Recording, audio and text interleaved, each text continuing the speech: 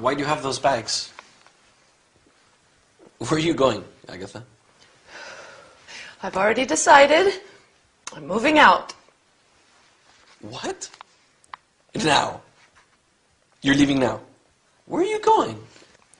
What? What has happened? Why are you moving out? I don't want to disturb anyone. I think Victor and I need to lead separate lives. Victor needs his freedom. I'm so upset. Not everyone has the same character. Elena, you're timid and shy. Victor's more reserved. Not everyone is sociable and outgoing like me. I'm too demanding. Now you're being dramatic. I don't fit in here. I'm leaving. I'm going to Betty's. Upset? Does it mean sad? Yes, a combination of sad and angry. Perhaps you didn't like the new furniture Victor bought while you were away. She said she liked the bookcase. Anyway, you're not moving out. Don't be ridiculous. Where will you leave? I'm going to stay with Betty for a few weeks. Then I'll decide. Are you two fighting? No. Well, we had an argument last night. You just have to respect other people's decisions more. That's all. You don't have to move out. I think Victor is saying you just have to give him more space. But you don't have to move house to do that. Agatha, it won't be the same without you here. It's just sometimes you're stubborn and selfish. But you're also very caring. Loyal, generous, funny. Funny like fun. Humorous. I'm demanding and bossy too, right? Listen, you two. I think we all have to calm down. I don't understand all the words you're using, but insulting each other is not going to help. Victor, you have a lot to do, and I am sure you've been a little anxious recently. Sorry, Agatha. When I'm studying for exams, I become very nervous. This is an important time for me. See? Agatha, he's apologizing, and I'm sure he's going to be kind and understanding from now on.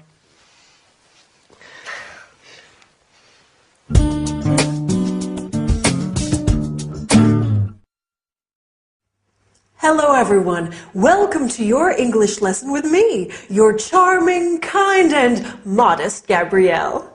That is an important part of our lesson today, how to describe people's character and personality.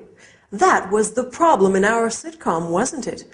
Victor and Agatha's personalities are too different, and that makes for a very difficult living situation. So, as well as describing personality, we will also review the future tense, using will, going to, and the present continuous and the present simple, and study the expression have to in the future. Oh, I'm giving a party next Saturday. It's Dylan's birthday. Are you going to come? Sure, you'll love it. Right, first let's review the future tenses. Do you remember when we use the verb to be plus going to? That's right. We use it to talk about future plans and intentions. Like when Agatha says, I'm going to stay with Betty. We also use it to talk about predictions based on what we can see at that moment. For example, saying, I think it's going to rain when you can see storm clouds. And when do we use will? We use it with offers. I will help you carry your bag. Promises. I won't come home late. Predictions without evidence. You'll love the film. And instant decisions. I'll have a ham sandwich. Now, to talk about the future, we also use the present continuous when we want to talk about future arrangements. For example, if I say, I'm meeting my friends tonight, I am talking about something that I have arranged to do. He's flying to Rome tomorrow. We're playing volleyball in the morning. We can also use the present simple for fixed future arrangements. I start my Spanish course next week. It begins at 9 o'clock. Wow, there are a lot of ways to talk about the future. Can you remember them all? Don't worry, you will. That's a promise. If we want to say that someone has to do something in the future, we use the expression will have to. For example, if you want to speak English well, you will have to study hard. If I want to buy a new car, I will have to save lots of money. Will have to stays the same in all persons. So we can also say, if Dylan wants me to cook dinner, he will have to wash the dishes. Okay, for his birthday, I'll do everything. Now, let's look at some ways that we can talk about character and personality. As I said before, I think I am charming, kind, and definitely modest. How about you? Are you timid and shy like Elena, or reserved like Victor? Or maybe you are like Agatha, sociable, loyal, and generous, but also stubborn, selfish, and demanding. My Dylan is such a sweet and caring man, but he can also be very moody at times. Lady Coco is loving and affectionate when she wants food, but she can be quite aggressive if I try to give her a bath.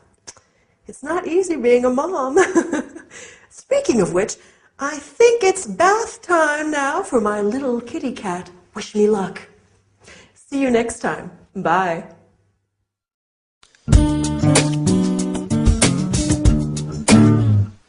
Did you get caught in the rain? Is it still raining? Well, I wasn't swimming in the Thames. The rain started while I was riding back from class. It's still raining now. This weather's terrible. Come and get warm.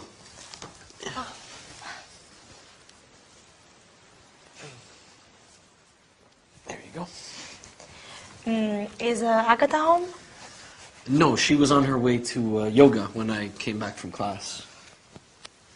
I hope you're not coming down with a cold. Your hair's still wet. Here, pass me the towel. I'll dry it for you. Thanks. That feels nice. Last night, when I came back from work, it was also raining. That's London. If you move a little closer, I can reach the back of your head better.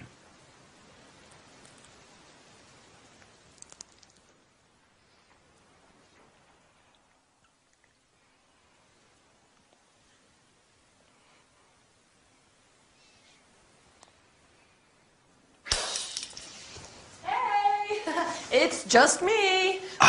Are you okay? All's well. It's just the vase near the door, that's all. Oh. I have to make a phone call. I'll do it from the other room so I don't disturb you two there studying. You don't have to. We can go upstairs. I can go to my bedroom, and Elena is better off drying her hair in the bathroom. Yes, of course.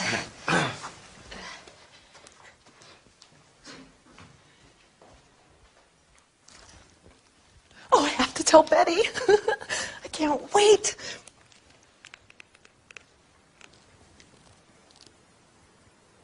Good morning. May I speak to Betty Summers, please? Betty, you'll never guess. Betty? Oops. Sorry, wrong Betty. Could you put me through to Betty Summers, please? She works in the accounts department on the second floor, extension 566. Yes, I'll hold. Thanks. Betty, you'll never guess what my little brother was doing when I came home. He was sitting on the sofa kissing Elena. No, they were definitely kissing. It wasn't just a quick kiss. They were kissing when I arrived home.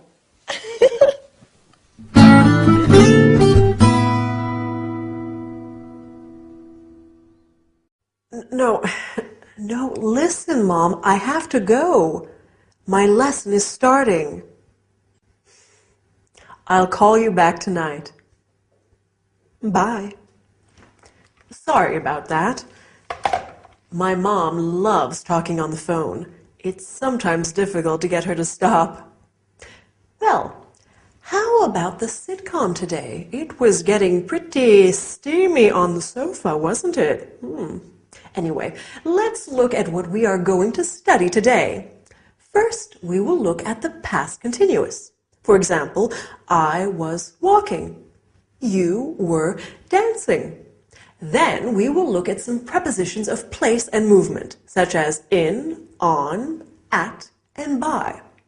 Then finally, we will learn some language used on the telephone. Okay? Let's get started.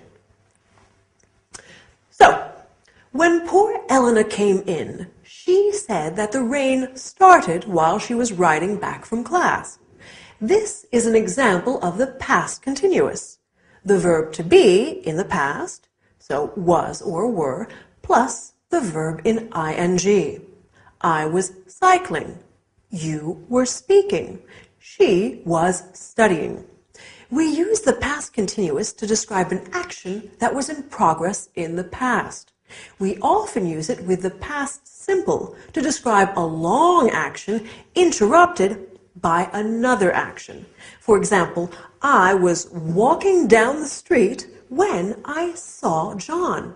She was washing the car when it started to rain. We also use it to describe two past actions happening simultaneously. As Agatha said, he was sitting on the sofa kissing Elena, meaning he was sitting on the sofa and he was kissing Elena. I was cutting the vegetables while Dylan was pouring the wine. Do you see? Now, let's look at some prepositions of place and movement. Has anyone seen my bag? Oh, here it is on the table. Oh, I'm so forgetful. I can't remember where I put my keys either. Oh, silly me. Here they are in my bag. I remember I put them into my bag so I wouldn't lose them.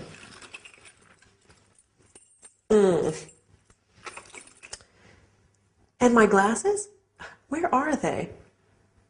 Ah, they are in here too. I think I'll take them out of the bag so they don't get broken. Maybe I'll put them onto my head. For safekeeping. That's better. Now, after the lesson, I'm meeting my friend Jade for coffee. I'm meeting her at the flower shop on the high street by the park. I hope I remember. You know what I'm like. Okay, finally, I want us to study some telephone language. Do you remember what Agatha said on the phone? She said, "May I speak to Betty Johnson, please?" This is how we ask for someone on the phone. Then she said, "Could you put me through to?" This is what we say when we are talking to a secretary or receptionist of a business and want to talk to someone specific. Please hold on.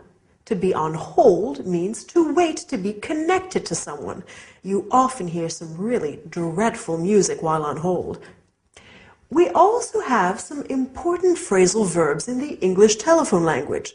To pick up is to answer the phone, and to hang up is to end the call. Okay? So now you know how to have a phone conversation in English. Good work. Well, that's all for today. See you next time, or maybe give me a call. Do you want green tea or black, Agatha? Oh, green, please. It's supposed to be very good for you. You've never had green tea before, Agatha. You said it tastes bitter. Are you starting a new diet? No, I just think I need to be a little healthier. When I was a young girl, I loved watching Mother make afternoon tea. Her grandmother taught her how to make a proper pot of tea. When we were children, Agatha and Betty would help Mom make her special jam drop biscuits. Oh, what are jam drop biscuits? They're biscuits, which you push your thumb into to leave a little hole to put the delicious homemade strawberry jam into. Dad and I love them. Our cousins always had apple cakes with their tea, but jam drops were our favorite. Although Aunt Mary has always made marvelous jams.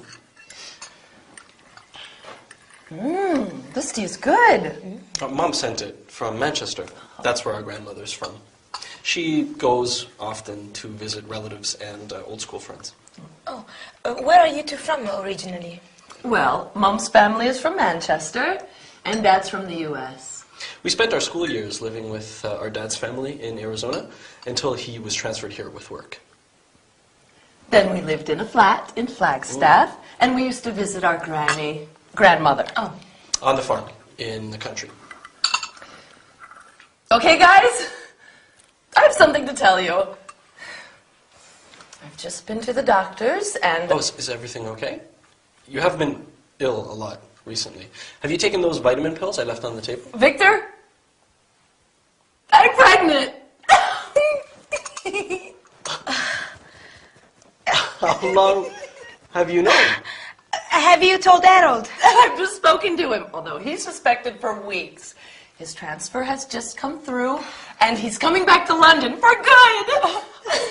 That's fantastic news. I wonder who that is. I'll go.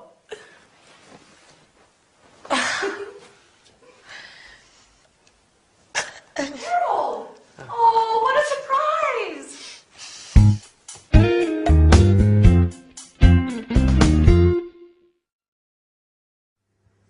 Hi there! Big news for our friends in the sitcom today. No wonder Agatha is being so careful with her diet lately. And that's great news about Harold coming back, isn't it? Anyway, on with today's lesson. We're going to study the present perfect. For example, I have lived here for 2 years. Then we are going to look at questions and expressions with the word like. I like tea. I would like some carrot cake. Do you remember what Lady Coco is like? Here she is. I'm sure you like her. Finally, we will look at how to describe your childhood. I'm curious. Are you ready? Let's get started. So, in the sitcom today, Elena said, "You've never had green tea before." This is an example of the present perfect. We make the present perfect with the verb have plus the past participle of the verb. I have seen this film twice. We use the present perfect to talk about experiences in our lives when the time is not really important. I have been to India. I have been to South Africa. I've been to France, for example. We can also use it to describe an action that started in the past and continues up to now. He has lived here since 1999. It means he's still living here. I've been singing since I was a child, and I keep doing it now. Another use of the present perfect is to describe an action that happened in the past that has a result in the present, an influence on it. Have you done your homework? Yes, I have. So you can go out now. Agatha said, I've just spoken to him, and now he knows everything. We use the word just when the action happened very recently. You have just learned how to use the present perfect. Well done. Now, let's look at the word like. We use like in many ways. For example, I like chocolate, and I would like some chocolate ice cream. We can also say, I look like my mom. He looks like a rugby player, to describe somebody's physical appearance. We can use like to compare things. Your hair is like silk, or your eyes are like stars. We can also say, what is he like? to ask about someone's appearance and personality. What is Dylan like? He's kind, generous, and very handsome. Compare this to the question, how is he? He's fine, thanks. We ask, how is he, when we are inquiring about someone's health and well-being. How are you? I hope you are fine as well. In our sitcom today, Agatha talks about her past. When we talk about our childhood, we often say, when I was a little girl, or when I was 14. We talk about our past using the simple past tense.